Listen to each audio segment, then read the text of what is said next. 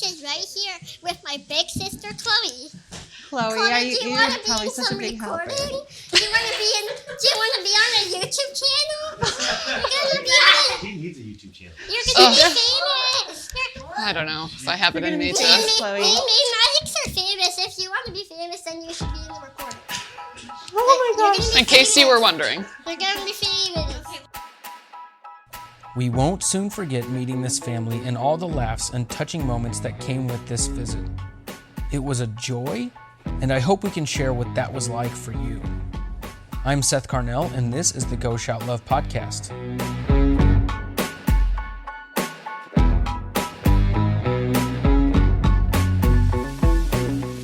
This month, we are featuring Roslyn and Maddox, and I'm very excited to share this episode with you for many reasons, but I have to say the top reason is we get to hear from one of the kiddos that we are featuring. A lot of the kids we feature cannot communicate with words, and they use other methods to do so. Some of the reasons are because of their diagnosis, or they're too young to talk yet, like Maddox, who is only 1. Roslyn, however, is wonderfully vocal and was so much fun to be around. Her parents, Tiffany and Justin, describe her as bright, cheerful, and cheeky, and, well, she is just that. Wheelchair races and dance parties are just the beginning to this girl who plans on being famous after this. Maddox, whose hair is amazing, by the way, is chatty, smiley, and loves his family.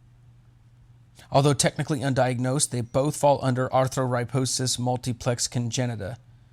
Tiffany and Justin will share about that and much, much more. In this conversation is Jessica Santo, our family relations coordinator and talented photographer. You will also hear some of the team in the background and possibly Roslyn and Maddox's other siblings, Chloe and Finnegan. Please take a second to rate and review this podcast and share it, share it, share it. And we'll start off with meeting Roslyn. Enjoy the ride.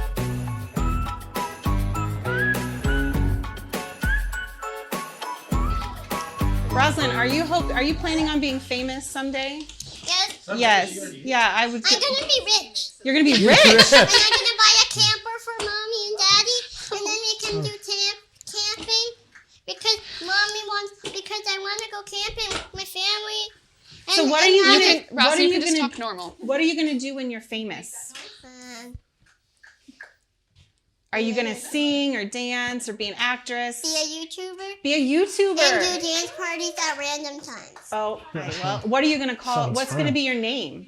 You have to have like a stage name, Wait, what's like the Rockin' with Roslyn. Rainbow Unicorn. Rainbow Unicorn. It's perfect. What's your Roblox name again? Princess Wheels. Come on up here. So it's funny, like you can see when we're talking, like the fidgeting.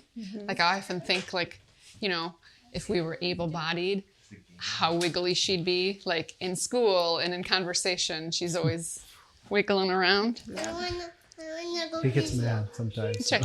when he does. Look, here comes your brother. Now, so these two have the same exact diagnosis, you think? Maybe? So we don't technically have a diagnosis.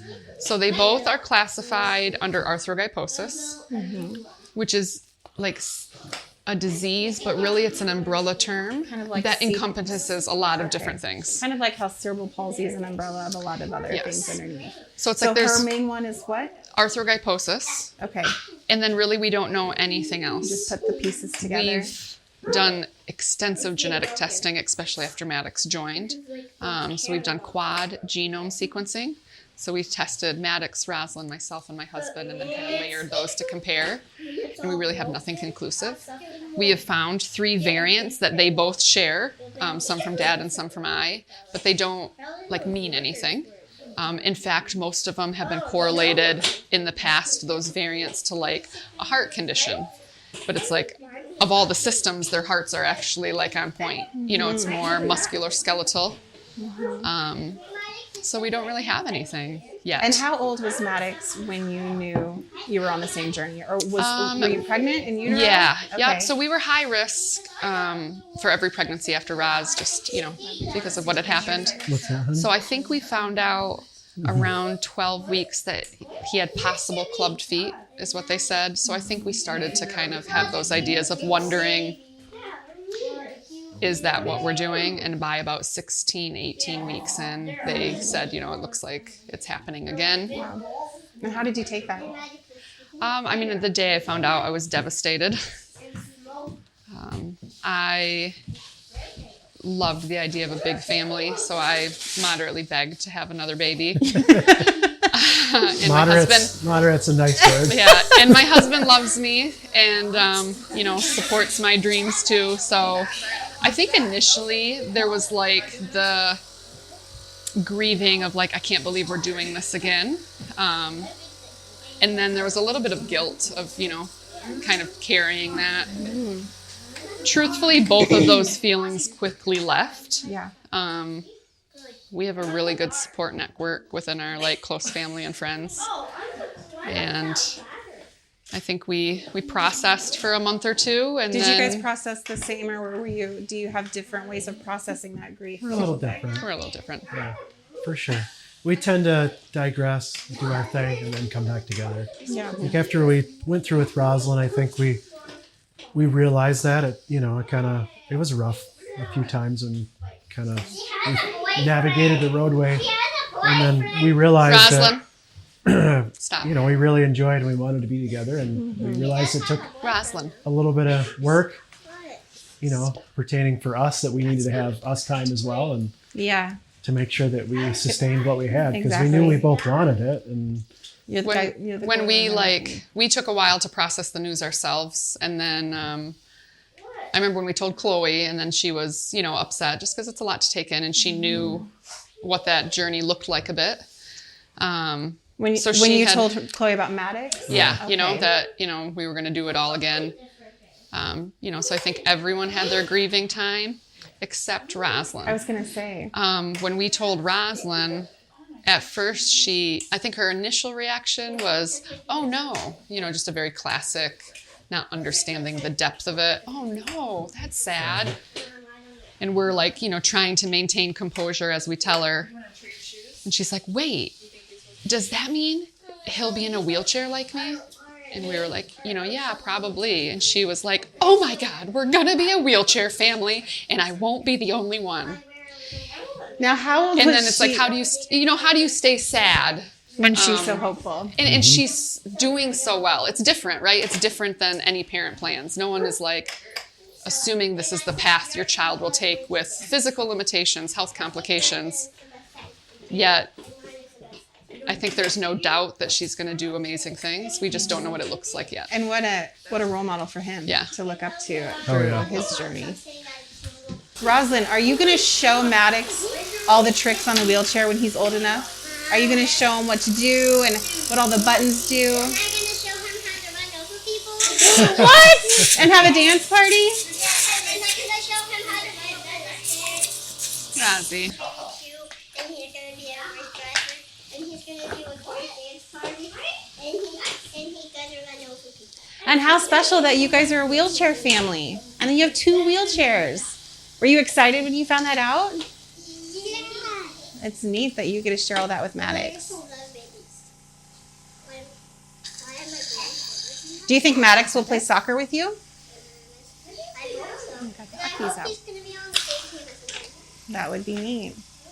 So how old was Roslyn when she had her trach placed? About 2.5. And because I know that was a really hard decision for you guys Yeah. because of how much she's talking. We had 2-3 months of just back-to-back illnesses, which wore her down physically. She had lost weight. And then kind of the last time we were admitted, and we'd be in ICU for, 5 to 8 days, and then we'd come home for 3, and then we'd be back again. And it was just that cycle. And then finally, one of them, her body just was giving up, and we had to intubate her, which wasn't the first time she was intubated, but so it's always emotional to decide to do that. But I think we had a comfort initially that, we've done this. She gets intubated, she gets better, and then we get on with things. And when they do that procedure, they'll ask parents to step out of the room just, to make it sterile and, just not see some of that hard stuff. And we were in the lobby area for quite a while. And we were kind of talking wow, it's, it's been a little bit. And one of the doctors or residents had come back and said, hey, they sat down. And I remember we both were like, why are they sitting down and not just telling us to come back? And they said they can't get the breathing tube in.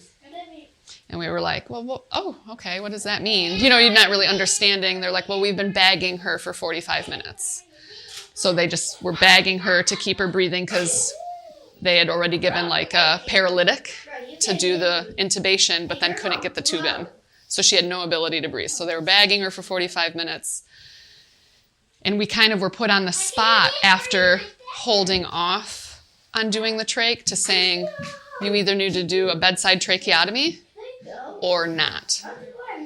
Bedside tracheotomy. Like no time to go to OR. Like they would just have people do it in the room, you know? Basically call the people in and get it done right now. And do it that second. And, you know, we kind of...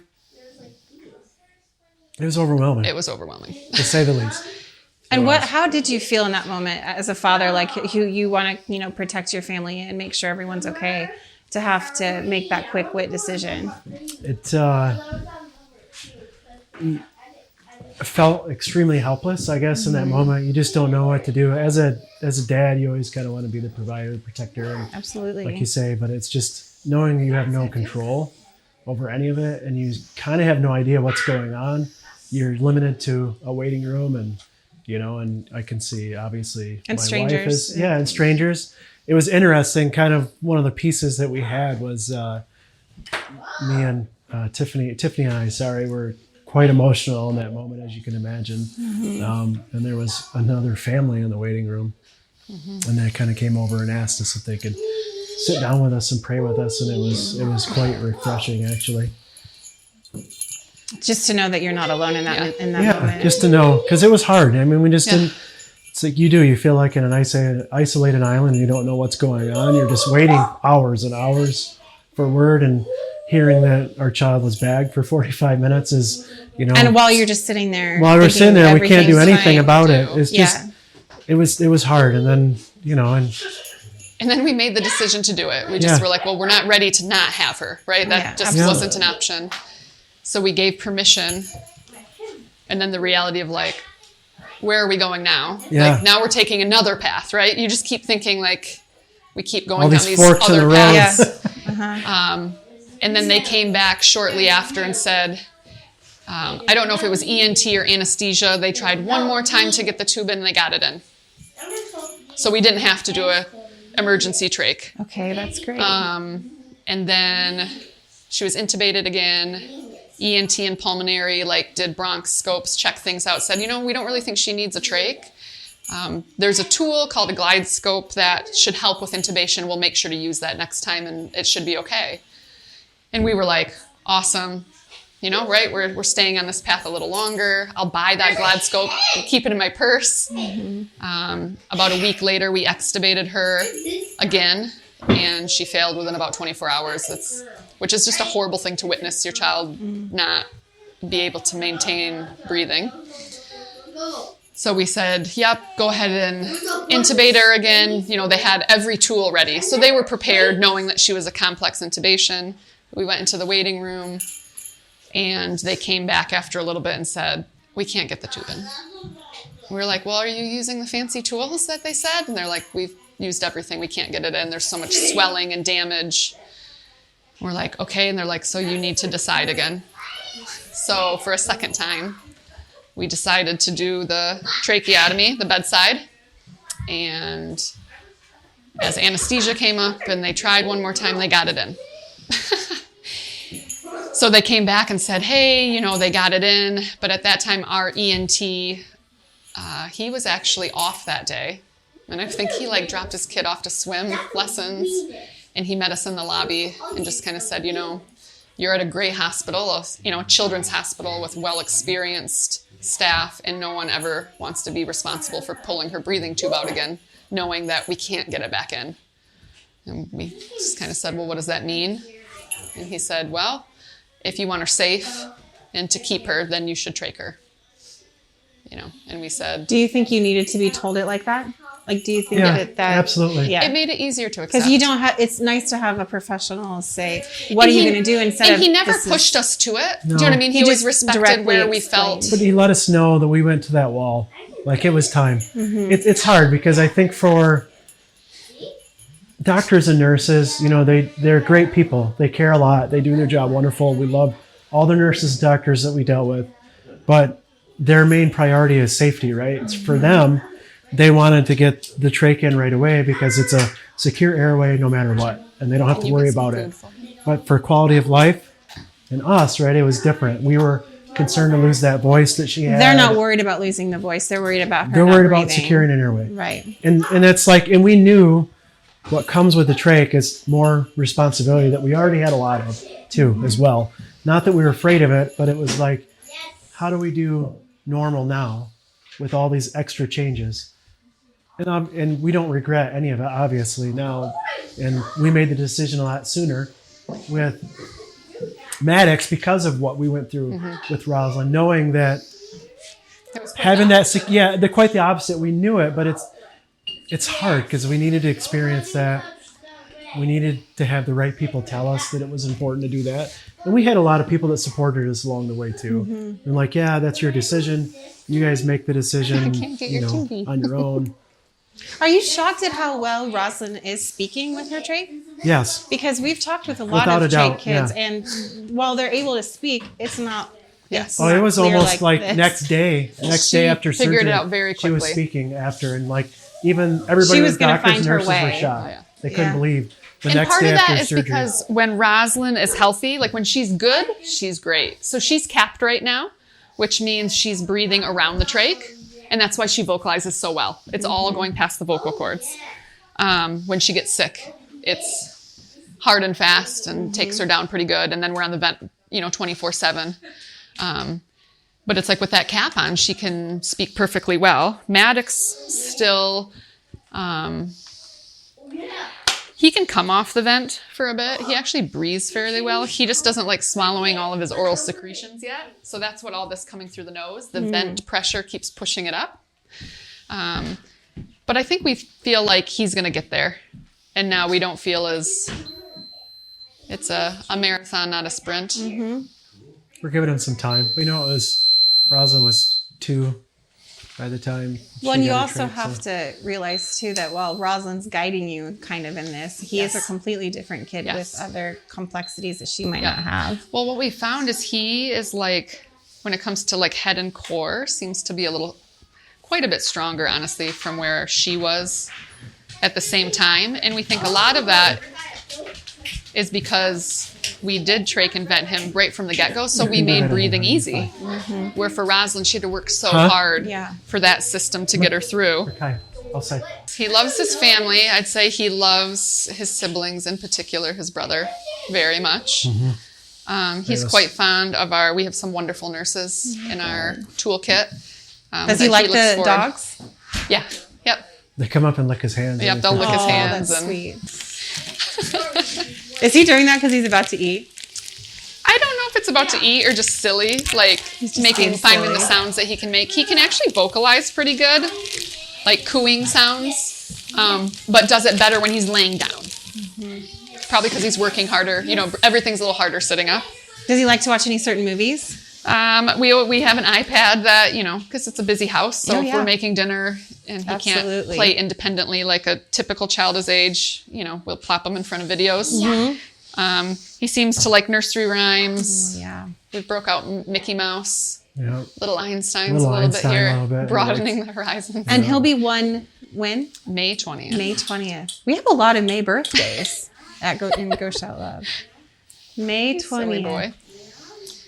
So you did talk on our phone call with both Paige and I about how important it is for you guys to be present in the moment and how you kind of live by that rule. Can you explain that a little to us and what you mean by that? Well, I think we don't take much for granted these days. No. When things are good and everyone's healthy, just enjoying that. Enjoying. And the chaos of all of that. Yeah. Yeah, like enjoying the chaos. Don't get me wrong. There's times that it's overwhelming and we lean on each other to survive parenthood in general. But I think we've realized, even though things are quite different from typical, it's mostly normal. It's just our normal. Is Rosie? I think she's in her room. And these two don't seem to be, I mean, they're limited with physical things, but they seem to get around that pretty easily. And there's not anything these two won't be able to do. So Roslyn has an iPad with like a Apple Pencil, and she is business on it. She can do everything, plans. you know.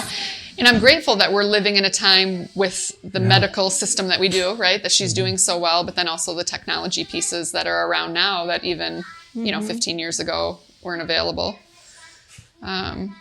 She, her arms are locked at 90. So if you saw, her joystick is in the center, but that's because she can't maintain a side position to have a joystick on the side. And will they always be at 90? Mm-hmm. Yep. So then... Has it been that way since she was born? Yep. So when we we've done like splinting on her elbows, but she in utero was like tucked with elbows kind of pointed up in the air. So right when she came out, everything was tight. He actually was quite similar, where like arms were tucked up tight. So was that and that's one of the main things you noticed, right, when he was born? That he was just tucked right in, which on its own, you just think it's a baby all bunched in a ball. But knowing our history, it was a flag to continue to watch. Roslyn never moved in utero. Like, once we found out complications at about 26, 27 weeks, I had like 2 ultrasounds a week, and she never moved. It was the same image every single time. Not a finger, not a wrist, not a head turn, not a leg. I mean, she never moved. And they weren't concerned about that? Oh, they were very concerned. They were very concerned. We call it the dark days. But yeah, it was a rough thing. Yeah. They wouldn't acknowledge a 1% survival. No. Oh. I think originally they were talking about trying to look for a way to abort the pregnancy. I think we're too far along, so. But they did not give any hope, to be brutally honest. I'm looking at her right now. I know. And I had talked to Paige. What I love, I think, about what we've created, like networking-wise in our community and with the medical team, is we've stayed in touch with all those doctors. At first I think we were angry and hurt and upset. You're processing a lot of emotions. But like once you got through it, it was more about, well, I want them to see this. Like I want them to see, like, you never knew for sure. Like it could have gone bad, and we are intelligent enough to know that was an option, give right? you just a sliver of the hope that you can. But if you can't prove anything, then you can't prove, 100% stuff. So all my like appointments, it's like they talk about fetal demise was likely, and they were just so negative. So how did you take that lesson and turn with being pregnant with Maddox when you found out you were on the same journey? I think we grieved just that life was going to get a little bit more complicated. But beyond that, we weren't as afraid. Yeah. Were you able to maybe talk more to or with the doctors versus them talking to you about things? Oh, definitely. Yeah. You were more confident in your... Because I think we kind of have we kind of navigated that before. Absolutely. We kind of learned. It's hard at first. Like you're really kind of at the mercy. And I don't think any of the doctors were like ill-intentioned, but it's their profession. They're really good at what they do, and they're good at navigating the way that they think. And it's like, we just have no idea. You expect a normal pregnancy, you go in and you have a baby and you leave, right? In a couple of days. It's interesting. So we were kind of buffaloed a little bit with Roslyn, kind of, because we didn't know what we were doing. We had no idea, and we were scared, overwhelmed, and we were grieving because we had no idea, and it took a while. We canceled all the baby showers. Canceled baby shower. Like it was we planned for the end. We did, and it was really hard for her because then she just was carrying this baby that we thought we were going to lose. So it's really difficult. We were really surprised with Maddox. It's like we're like, yeah, we've heard all that before. We don't care. Yeah. This is what we want. This is how we know we're going to prepare for this, and we didn't even think about the negative side of like, hey, there's a possibility. We're like, yeah, we don't want to hear that. We don't need to hear that. We'll worry about it when it happens. Yeah. So how important is it now with 2 kiddos on this journey to just live day by day? Because do you let yourself think too far in the future, or do you just try to take on Where's your book, huh? Where's your notebook? What notebook? Your notebook that you usually keep out. Uh-oh. Oh, Notebook of what? your notebook that you keep right here. Oh, my your life calendar. plans. Oh no, Can you Finn, what help Finn happened? real quick? Hey, buddy. No, he Paige, wants what to- did you do? he's- Did you hurt yourself? Take a big old deep breath. It's Do you want a hug? Oh, it's okay. It's okay. It's okay. I think it needs one more kiss. Can Tiffany you show has me? a notebook calendar that we set in the counter right here, and it's our life. So But that's because it's you're very- playing and being silly. It was an accident. I'm very blessed that You can she's go as back and play organized more as if she you want. is with all the Look at me, take a appointments. big So old she breath with me. Ready? goes months and weeks out, Okay. just scheduling all the appointments, being on top of all of it. So without her, I'd be completely lost. And we divide and conquer, right? I know my role is to be supportive. That's what I do. She tells me what I need to do, and I go. And Chloe, will you get suckers above the sucker? banana? a sucker. Yeah. You can take them into your room, okay? Okay. Yeah, maybe you can put a show on. Yeah. Special day. Let him take the bag. Oh, you're brave. No one. Those would end up in my So I carpet. joke about this. This is my thing. No one gives you a trophy at the end of the day, right? No one's giving me a trophy like you were such a great parent and your kids just listened when you said something. I'm like, here's some suckers. Yep. Let me finish what I need to get done. Yep. I hear you. So, I'm talking about my life planner, how I run the ship.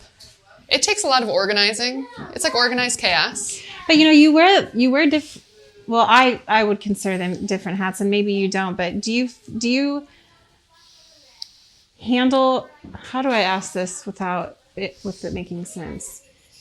Are you the same exact mom with Maddox and Roslyn as you are to Finn?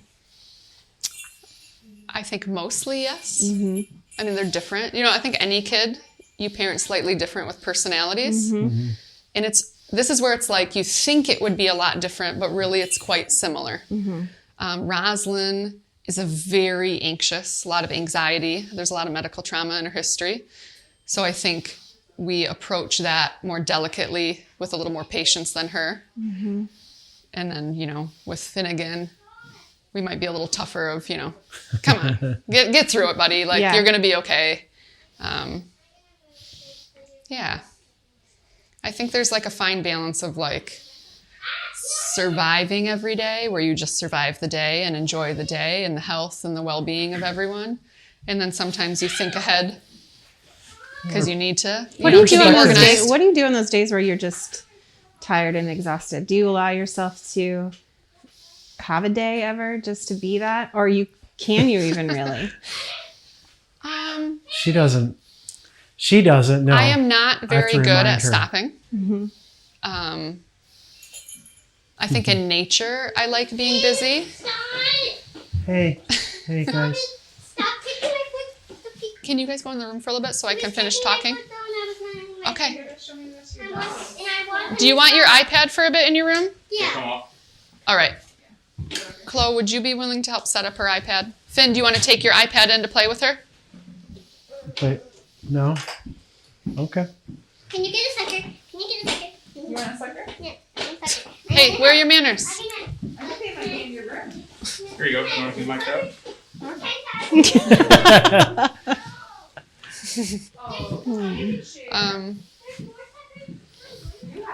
I don't know. I feel like if we have good nursing coverage and we can kind of take a step away from the medical responsibility and safety of our complex kids, I just get busy with something else, to be honest. That being said, Justin and I are really open with talking about how we're feeling and when we're overwhelmed, because it's usually at different points. That didn't start right away. It took a while for me to get there. It's developed. You're probably still developing that. Yes, Always, right? absolutely. It's always changing as the kids are in different stages of life, right? We have a 14-year-old that comes with its own fun stresses. And a 5-year-old. Yeah, a very busy 5-year-old.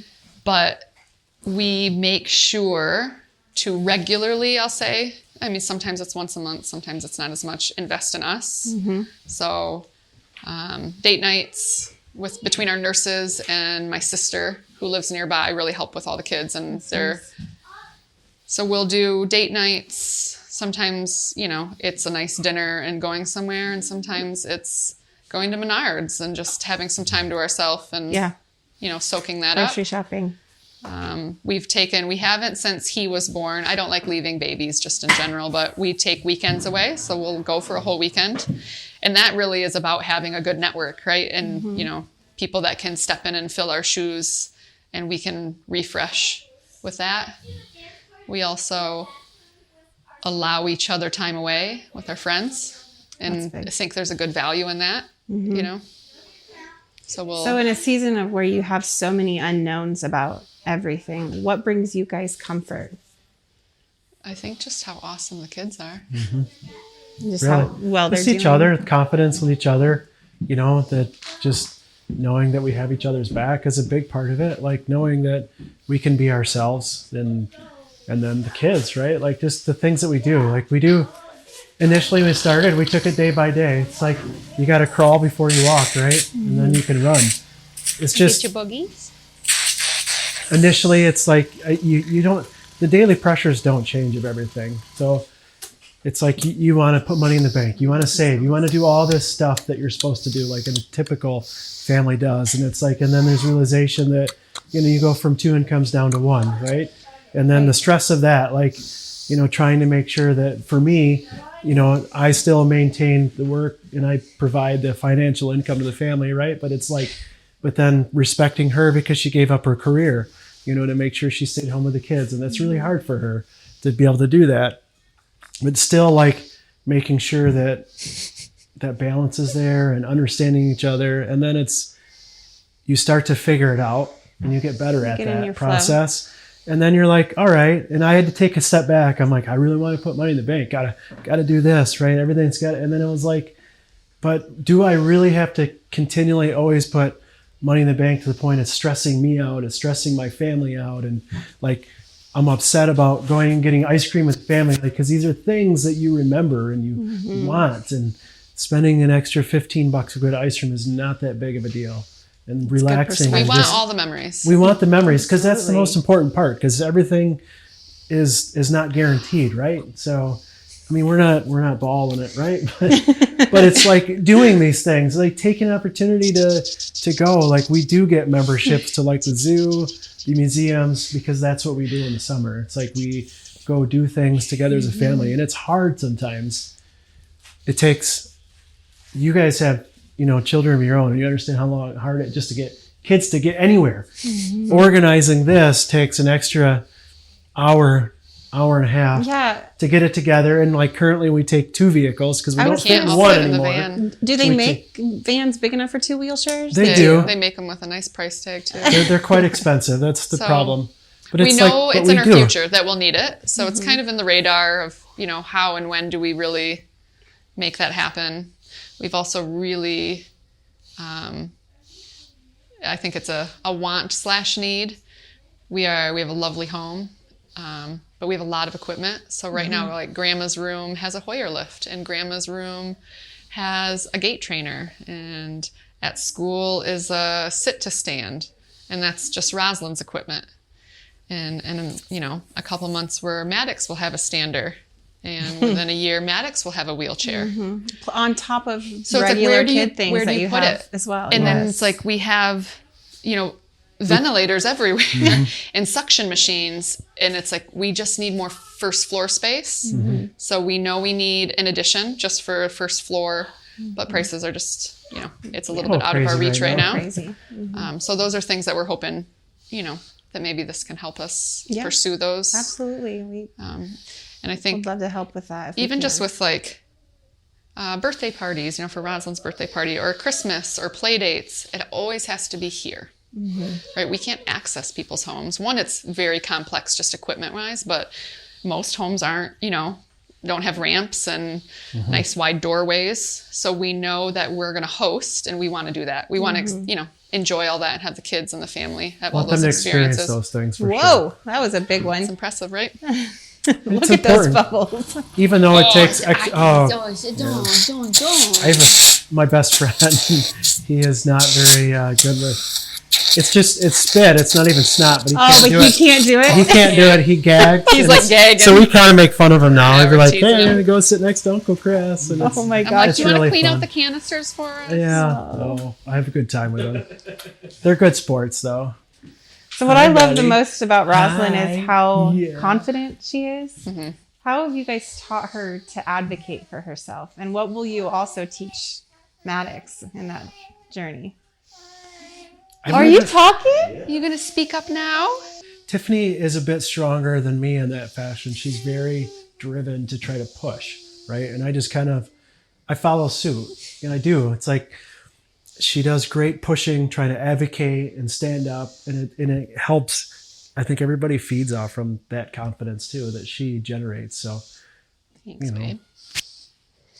And Roslyn sees that from you too. And Yeah. she learns how to. You know, I think when there's moments to like, yeah, he's been doing that a little bit occasionally. What's he doing? He'll cross his crossing eyes. his He'll eyes. sit there and all of a sudden he's like, oh. I think right from the get-go, just realizing Roslyn's intelligence. We joke in particular at school, but for behaviors here, or like even the manners, there's no free passes. You know, like a wheelchair doesn't mean like you can talk to people a different way. A tray can vent. It doesn't mean you get any like favors with your schoolwork. yeah. You know, Yeah. there's obviously some gray area with it does take her longer. She can write at peer level. It's like her arms are locked at 90. She uses both hands. So she kind of like, and she'll use her body as a pivot point with the pencil, but she writes at peer level. Takes her a little longer, but I mean, she's probably like in the 50 percentile of the class, even with the speed she does compared to peers. Reading ability, she's flying away, even though she doesn't like reading. She's capable. And so it's just, I think it's not been an option. Yeah. No excuses. You got to do it. I get to go to school with her most days, which is lovely. I was a teacher before she was born. So it's kind of like this perfect balance of using this toolkit I've created with education and my job, and now like all the skills of being her mom and nursing and respiratory therapist and getting to use that in the classroom. But Roz often, will put on the waterworks about something being hard, or I can't think of the idea for writing. Clever. And I'm like, well, you have all of recess. I'm just like, I don't care. Well, what do you think I should do? Like she'll search for that. And I will often say to her, like, I'm not buying what you're selling. But other people see, this sweet, beautiful, very lovable girl in tears and want to make her happy. I think it's a natural thing. And I'm like, oh, no. You're not gonna Do not be fooled by her tactics. So I think that crosses over in a lot of areas of her life. And we just found the wheelchair soccer this year. She said she's loving. And it is amazing. And it's just, I wish we could see that. You have videos of that? Yeah, You'll there's have some to send videos us like some on for my sure. Facebook page, and I can even send stuff. Yeah. She loves it, and they use kind of like a specialized chair, which we're looking into getting as well, right? All these things cost big bucks. It's like a wedding. It's like when you talk about wedding, they're like, oh, that's for a wedding. Let me just adjust that price. Yeah, and then I was going to say that When the you talk insurance about anything yes. with wheelchairs or It's- accessibility, like, Yeah. let me rerun those numbers real quick. So we're hoping to get that for her, because I feel like she's hooked and she's a lifer, for the soccer, and it's wonderful. She felt instantly in love with it. Yeah, and just being with a bunch of other people in power wheelchairs. And for that little bit, it's not like gym class at school where we're accommodating what we're doing so she can participate with her peers. She's with her peers. There's no accommodation. She's just trying to keep up and learn the skills. One of the first times that she was playing, we love sports. We played sports. Our other kids play sports, and we like to be in the stands, like shouting at them, right? As you do, like, get the ball, pay attention. And so it's like I was shouting those things at Roslyn, like, what are you doing? She'd be the kid like picking flowers in the field if it was, that. But she's like, looking around. I'm like, you got to pay attention, be ready. And when we left, she was like, I feel like you're mad when you're yelling at me. And I was like, well, sweetie, this is sports. This is part of the game. Yeah. Like, you know what I mean? Like they're shouting because we love you and we're passionate. And, if you don't take the criticism, you'll never get better. But she's never experienced that. Yeah. So it's satisfying to have her feel those same moments, you know, that her sister probably feels a lot more often, like after a volleyball game, and we're like, hey, what do you think about, you know, and have her critique stuff. So again, another moment where things are so much more normal than different. Yeah. And what do you wish you could tell people about that? About like, what do you wish people knew about kiddos on these journeys? Like, if you could just tell them one or two things. That it's just as good. It's complicated, but it's just as good. It's just as fulfilling. It's just as satisfying. And they're able. Yeah. Yes. So. They just want to be like anybody else, Yeah. really. That's all they strive to be, is Yes. like... There are times where I wish I had that section in my house.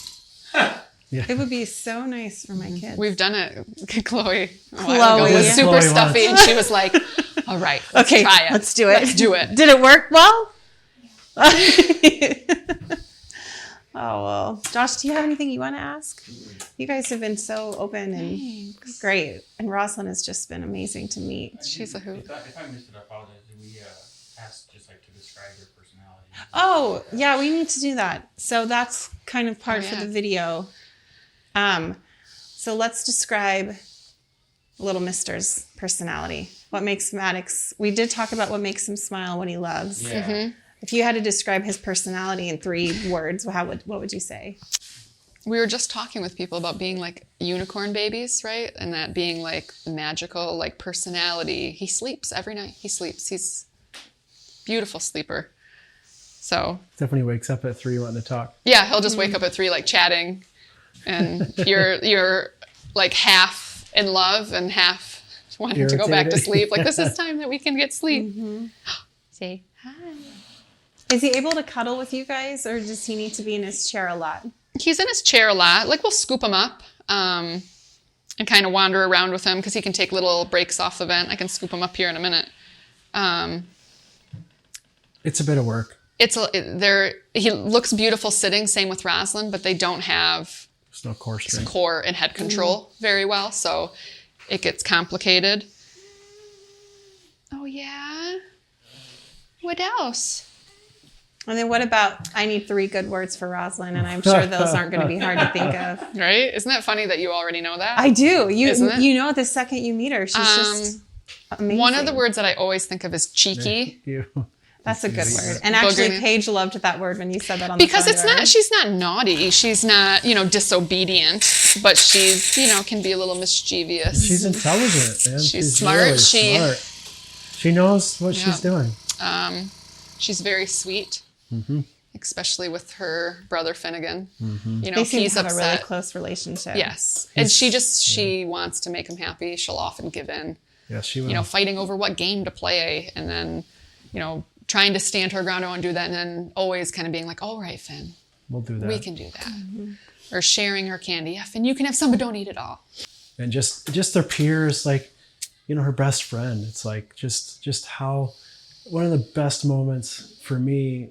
I think about when her friend was talking to her mom about where they're gonna live. Like, she told her mom, like, Mom, that's where Rosie and I are gonna live when we go to college. That house has got a ramp, and she's gonna live with me, and we're gonna stay together. And it's just hearing that makes you so happy, and thinking about that, and It's natural. Like, and just knowing Rosalind's had that impact on at least one person, that whole family. It's like, it's And I just believe- the kids at school. Like, it's just all these kids are experiencing something completely different now that is amazing, and they're opening their eyes up to it, and they're not so afraid to it. Like, kids are naturally inquisitive, and they ask a lot of questions. And a lot of people are like, no, don't ask. Don't ask. What, buddy? You want to play with it in there? you want to get him in bed. Okay. Then bring it out here. Because That's they might fine. take a video of you doing that, but then you don't have to talk. Okay? But You keep we hiding. don't mind when kids ask questions. Chloe's going to do the job of getting him in bed. So I'm just Big going to sister. just hang. Yeah, it's still going, so just hang it on the thing. Tell us a little bit, though, about how proud you guys are of Chloe and how she's been a help, because I'm sure she has been. We have high expectations, I would say, but super proud. She's. What do you need, bud? Chloe, were you nervous to learn how to do this, or did you just dive right in. You see, so we took my iPad and Oh, yeah. Do you want her Chloe mic? did. You just want to help. Buddy, what do you want? What 3 words would you use to describe Miss Chloe? Oh, Very responsible. put my iPad in Patient? Most of the time. most of the time. This is where it's normal siblings, Right. You know. Very intelligent. I mean, she does well in her academics, but she also, you know, picks up on things, isn't too timid, responsibly timid to learn new tasks, practice new things. And she's very, very caring to the people around her. What good lessons this is teaching her. Josh and I are always really impressed by the kids that we meet that are the older siblings. They just seem to have such a different built heart a little bit, you know. They just...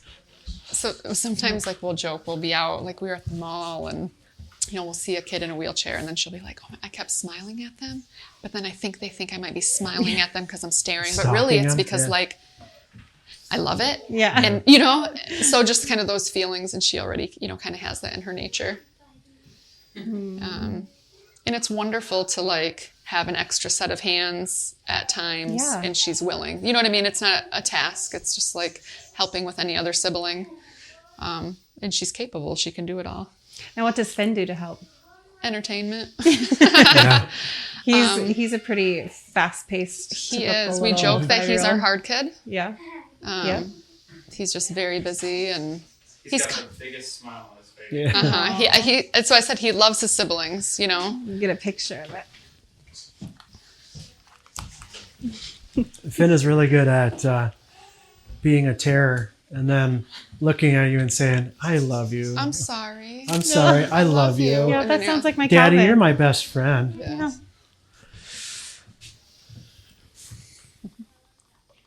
Aw.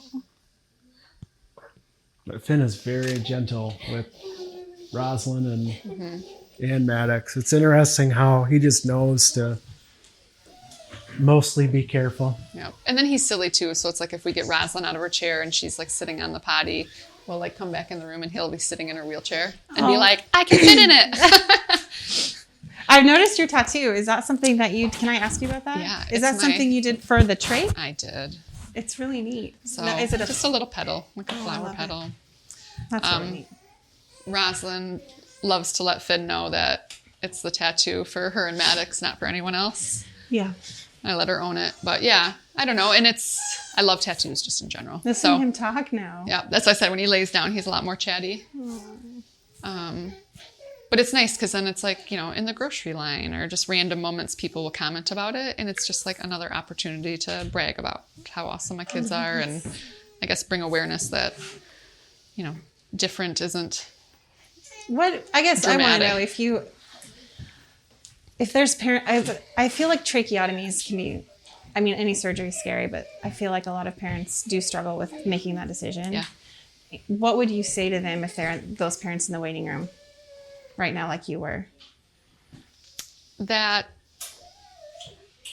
to take a breath, give yourself grace to survive the trauma and the grief in the moment, and to realize that everything will continue. It might be a little different, and I think, you know, with you guys have probably met lots and lots of complex families. I think we're, you know, we network together and support each other. Yes. And so you have people, you know, you just didn't know that they were there. You didn't know how many. Honestly, I think you think you're the only one, and then you realize actually, you know, there's a fair amount of people if I use the right networking to find them. And So reach out and look for your tribe. Yeah, don't be afraid to get support, for sure. It means a lot. Facebook's amazing for that. It's bad for a lot of things, but it's so it amazing is. for Sometimes that. it's hard, but I think for the networking and getting to know people, and our local hospital, the NICU, just asked me to be like a parent to parent. Oh, I'm amazing at that. So, Well, and that's how we found you guys. Nella's mom, Grace, had nominated you. and then what's crazy is like we met Grace through another family, the Gritter family, who's an SMA family. So it's like okay. they knew of them. I don't know if they knew each other for a while, but they connected just being like in the area with SMA Grace girls. just moved here, so you guys need to. We keep trying to, I and then know, you know it's so they hard. have things going on, and It's so hard to get everyone together. so. At Go Shout Love, we do amazing things for amazing families with kids on rare medical journeys. Each month, we shout love for families through the sale of creative apparel inspired by the kids. This month's Climb and Shine design is inspired by Roslyn and Maddox, a dynamic sister and brother duo who love their family deeply. Every purchase in July will go toward the purchase of a wheelchair van to help Roslyn and Maddox get around safely. Visit our website at goshoutlove to support Roslyn and Maddox through the purchase of a t-shirt, hat, tank top, hoodie, or other items. Stay tuned, more great families, kids, and conversations headed your way. And as always, go shout love.